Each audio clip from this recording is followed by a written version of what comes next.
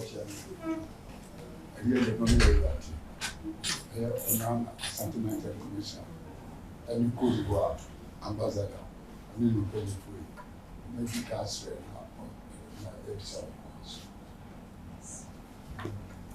What I'm dedicated to mass.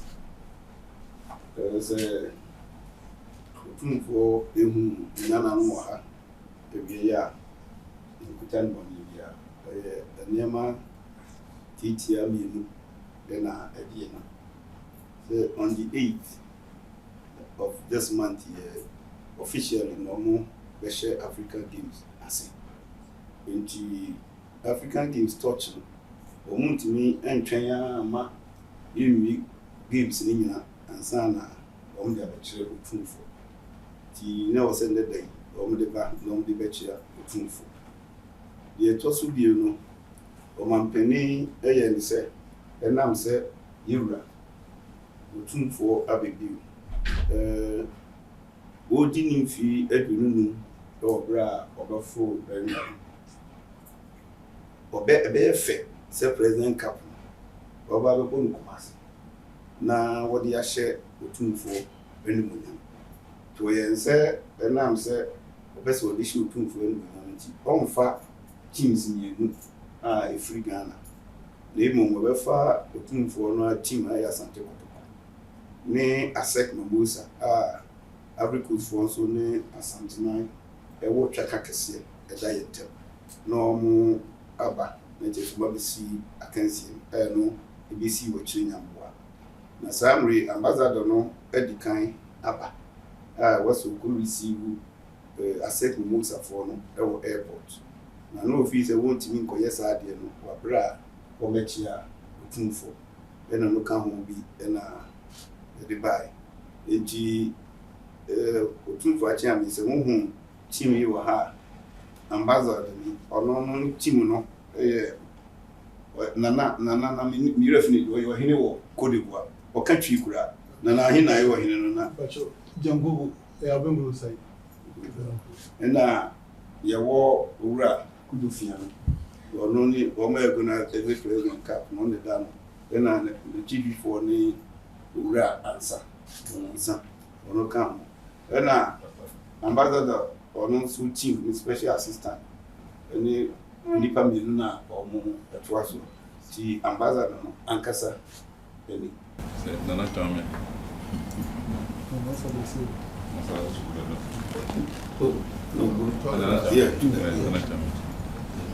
nana tame je parle en français. Je voulais m'incliner devant Sa Majesté. Je suis très honoré de le rencontrer. Et je profite de l'occasion pour me présenter. Je suis le nouvel ambassadeur de Côte d'Ivoire au Ghana.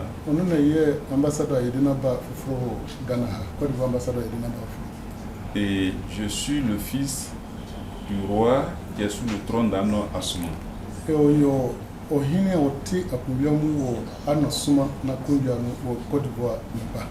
Et quand je suis arrivé, quand je venais, il m'a dit de venir me présenter au roi.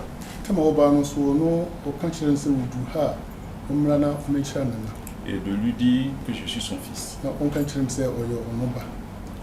Mais je connais l'emploi du temps du roi, je n'ai pas pu le rencontrer.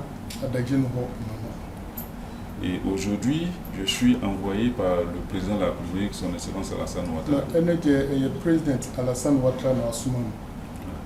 Il m'a chargé de le saluer, de lui dire merci et de lui dire que demain, si les enfants pleurent, que les grands ne répondent pas, il sera sur sa terre.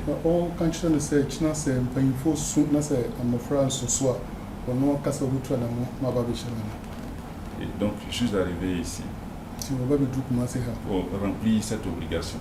Je voulais lui dire merci de l'accueil qu'il nous réserve et que je suis à sa disposition. Merci.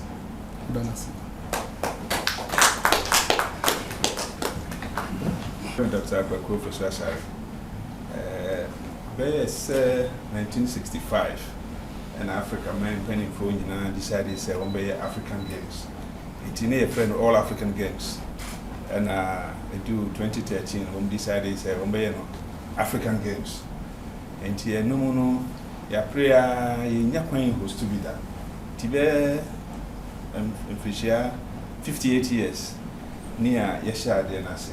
Nyamia dominant 2018 and His Excellency Nana Then Kokufa the mayor request here or GS Namadimai.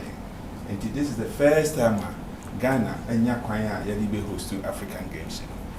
The African Games a competition cover a lot of activities and your football the CIA can say 29 competitions, football competitions, football, athletics, boxing, hockey, maybe a friend taekwondo, there was judo, there was table tennis, there was swimming, there was karate do, and son a bit more, your friend demonstration sports, and only there was sambo, there was speakball, there was pickleball, you want to say tennis. And the American for a year ago, and I feel they ever home tomorrow, not Ghana for any BIA. Colani be brave, dear, Chevese, almost now. The editor Biono, you were all the 54 African countries, and our Daro, women in Ghana. Say, I say, at least Nibe Briaba, a bear from mine bear 15, Omugusuba. Officially, Nana, the baby agronano on the 8th, and opening ceremony. Opening ceremony and the kita dini na enti eno be on the 8th the agrona Opem 2010 ye the baby na ye wo so many venues ye competition anka de bi ba Kumasi na nana ye nya ho se kakra ka fofo kire se esese unya 2 competition venues to say nya stadium to say Kumasi de no sa mienu ye pa wo chewa sanka ye ni super ajo wọ́n sì dàbí ẹ̀hósà ẹ̀dì náfẹ̀ nso yíyẹ no firi hɔ ẹ̀sẹ̀ onya training venues nso 4 ansa na wọ́n ama ọkwan ma wọ́yẹ competition wa tinka ẹ̀dì football ba ha ẹ̀dì ẹ̀nu nti yẹ̀yẹ̀ yẹ̀ ntumi ẹ̀nya nfa ama ha but ẹ̀nu ẹ̀kyi no sɛ yɛyɛ na yɛ ntumi ama ha na ɛnu nkyerɛ sɛ ɛsɛ sɛ bɛbɔ Otumfuo ama ne yɛ nneɛma mu ho deɛ ɛkɔ so nti yɛde tɔɔkyi baeɛ a ɛyɛ adeɛ a ɛka Ghana man nyinaa bɔ mu nti these are the games a ɛbɛyɛ wɔ hɔ meyɛ sure sɛ Mampenyi Baha Obechere Nananso about so many heads of state Beba Ghana, so they okay, President Ouattara, President of Nigeria, so many of them Beba. And now Daruma, yes, since 2007, President Kufo yes stadium, Accra, Legon. We feel so no be and so mukra. Afena President Amai who can upgrade the stadium, yes in the Kama, the whole opening ceremony. Yebi obio omieko nya sasitama bibia ni so eno no wo Botema eastern part wo motorway no ho ayese wo Kotema na ho ne yeko see so many facilities. You see swimming pool ebi ni Africa ha. You see other facilities yebebo indoor games, tennis so ya tennis court any ade wo ho. We see wa efekeke. Me sure say bia mo bia hu tama president ko commission mo ho. President anida so ne say on say ye games ni wia ayana omuja infrastructure no ayana obeni friends a white elephant na say president Nana Akufo-Addo said that onye ne sa ye wia opese dani Botema ho no University of Sport for Development enti de see ani so no de gina esi akoma so pa ne say ye wia ye modern say ye beboa na ye promote na ye develop sports e wo Ghana enti facilities e beboa hen Legon ho say ni athletics facilities e between the international competition. They say yeah warm up. You see stadium for rugby apart from the main football team no. You say rugby. Into na mpacho ye baya na adia ye be bomb mama say adepa na His Excellency na Danko Akufo-Addo aboa na ye timi aye na LOC for no ye dedi kan ye nipa enkron odi adwuma ne hye yensa me na me da no enti ya ba ha ye nyina ntimi ama na wadaro ma o me wa ha meda o madi so a kire wo games no so no eye ade a eye African Union for dia enti ye ba ha ye no mu ba kon so ba ha Mr. Chefi ni nua ye ogina ko ye Fred Ibrahim Ajesowa a member of the LOC Ono also a liaison officer from Jubilee House. And the do here Kwasimante, ono a member of the LOC. Ono share in catering. And Mr. Alhaji Ibrahim ne Sowa. Any wow this year Rex Bobby. Events and ceremonies. Ono no ye chairperson for events and ceremony. And we I like this year. And on one society deputy chief operating officer. And it's a new back on San. Do he a brand to your friend Dr. Chipandi of Zambia, or AU representative. Sorry, we have had to speak in our local language, but I hope you understand. You bear with us. This your friend Uriah Patrick York. And also, my accountant now a year. Dinana, Padaroma, regional minister, and not chairman, the buyer, Yamani, Chetia, Edamason. So,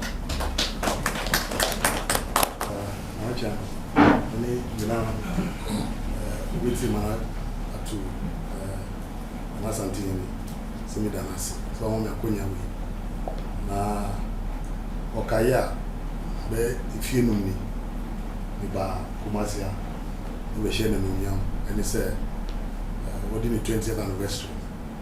The year competition in Manua, Maria Kamapa. Na Ochamadevi, I didn't know chairman, a Jessica. Maybe I know what I was a real fear. After me, bar, the Oti, and the Dam Minister Casa. Nana one who much commissioner was here. I could do for the one anymore. And maybe the Sumasa, your friend in Bremen, and if I got to conscience. No, your mammy. I'm a drop on the by almost was a crown air media. To Mongo Fanumra. When him the air, meant in Yamba. And I may catch a minister said, Asama, and I can't family. A chance watching the car pimping. Dinana, Emmy there. Messada was said, Namabaha. I'm not going to say Mikasa. And he said, President's Cup. Yewura, Kufo, President Kufo, about Kunyaso. You are my office or stadium now. MPs there at 9. By an onkita, Kapubia, Omodi, Asante, Kentia, Adura, Namso. One person here then. No so person Boboma, President Kufo. So I'm not in a house of far African Kappa. President John Basper, almost so much. Now, almost all person bought house in Kotoko for President Kufo. And I'm saying, 77 Moody, President Kufo, and you go Batawa. You know, house for Omo. Until you President Kufo, and you know, President Cap. And on GP. Tiaboa, na Afi, and the last year, the man penny, the Trapoyanos. Afi so, or the 80th birthday. And now, yes, I won't say Afi, and also already 25th anniversary. This idea, President's Cup, the entire born of Masia, and you know, a crown born, and this is idea, the born of Masia. The call man penny or Jubilee House, and they did two names. Say Afi there, said, you better to Afri in cry about Masia. As I said, we last President's Cup, yes, we need Woni Kumasi. Asitra pa what trying to do back Kumasi was over back. I feel so your 80th birthday. It's your birthday now, also happiness. Nanasu at the 25th anniversary. The birthday was happiness. Now your born or Accra house of Fogini Kotoko-ASEC. I'm say the fair day for no mabre. Until last year, you be free kids will be on. Until no, or you be my home. A few dreams there. And maybe already anniversary, I have to some friend or my penny money back. It is a few bomb out there. I say, who may be crap or my penny be free out of the back. I'm not saying money in America. Then I want you no friends there. Of a friend in here, my free good divorce. And this is hardly our bar. On also fat team free good divorce and family. Now, on also funny dear. Nanka, or see family dear, as I saw league champions, and they said, the about say Kumpadia. So far, Cote d'Ivoire president team about now Baba Bobo no Kumasidia. Near so is my father Nati. Here Kumasi Santokoto.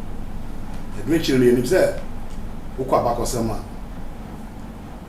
Kotoko-ASEC there. Any Kumasi Stadium there. You are back on some degree. You bet me actual found. Until you know my penny kind of so Baba. Nanyami agunko ochina. Omumi no baba. Now Oma be kan ho. Na mo miensa. Mo be stadium abehwe ball na man. So ochina ye hwe nim say baba. Ghana football asem there. Na me me aba. Na ya be kan ko e be fa so a. Ya bro no ye be ya mana e kam. Asa say na say I say wore home. Ye taria e bi na wa. Ti re dia be ba na aye be nu nkomo. Ni ahwe kwan e be fa so a. Ghana football be fan to my pafra. Na no na me ne ambassador eka. No no so say omo ti ase say bibi mama. Aban de sika ye football ye say asamba ho de omo nka bi. Ese u tia o school fees. Okwa on fa bibi papa yin braso. Ni ma me say on pedi ma ho nka bi. Na e hwe ne kwa be fa so a. E be ye anaka mantina na. Oda me nka sama no. Me pemre. No ma ba. Ni baso a ye komona e be di no e den akoto be frem ni ahwe ni aka nti don jam dara na Zo Minister so di me na ne ma ke se me no se ni Zo to ana achichi na chino yo be so tu você não sei o do papa c'est odi ni ma ke se mi nu NMC c'est bi odi aba obi chi ma chino si on est Côte d'Ivoire ambassadeur tu so mara kwaba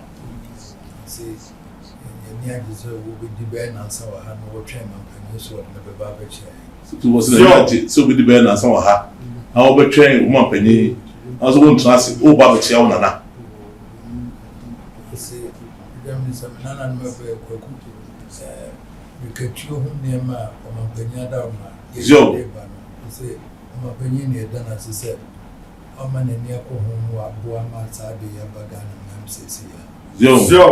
eu já me sou tu você uma pani de ko wa ti asebe ya me ka tu hu ne ma asebe so hu ne ma ana ko kuda no ni sebe o ma ne ni akosa ama no ho sebe obi du ho ma ne de be ka fa ka se once match no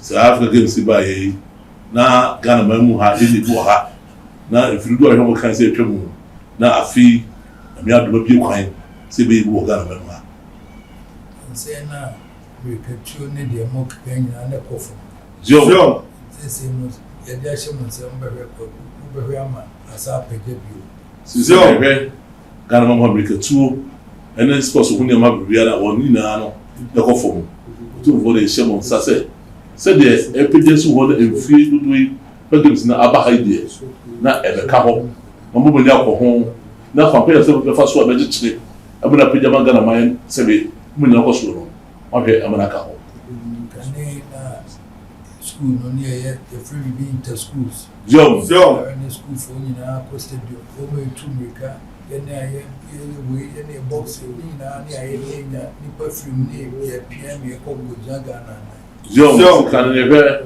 this is never inter schools sabe ye bobo ye tromika I don't sleep nara na ye ni na ni ye ko ye mo bobo modi no ni yi pe free se ba bi Ghana ma na sabre kwa obi o wa wonim rekatu enso sabe obi si anante park ne so obi huru hura ne ye na ma ye fe kura keke ne wo mo etu so ni ye fre wo ye yo si sabe kan no man to be mo vele so mo ko no ko esa admanwa bo ko asa bo nu kanu tu ni bo no bo na so se de si chai no wo no pa so ko ba na wo ka no na se wo mo be sa de ni kura se be enkura na so abo ma se bi di bi aso ayan ko so se de mo ne na inya se ni pa no Ghana mo kan ni wo bisa yo ka he no ya ni yo ye den na ire si se be mo ne mre ni wo di pa Sebi the nam the schools yi mu na aboa ma Ghana man wo say independent bi